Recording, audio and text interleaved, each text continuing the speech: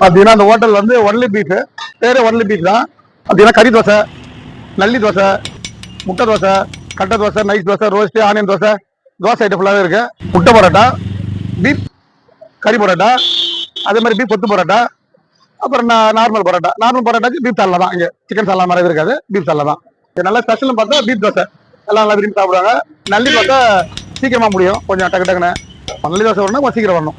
இது வரைக்கும் யாரும் அந்த மாதிரி பண்ணாலும் நினைக்கிறேன். ஆறு ஆம்லெட்னு சொல்லிட்டு ஒரு புதுசா நாங்கள் பண்ணிருக்கோம். ஆறு ஆம்லெட்னு சொல்லிட்டு ஆறு சைடு தான், அது பேர் ஆறு ஆம்லெட் வச்சிருக்கோம். பார்த்தீங்கன்னா fried rice, beef rice, chicken rice add பண்ணிருக்கோம் கஸ்டமருக்காண்டி. Beef rice, chicken rice, chicken noodles, beef noodles, beef soup, beef fry, 65 எல்லாமே இருக்கு ஈவினிங் டைம்ல.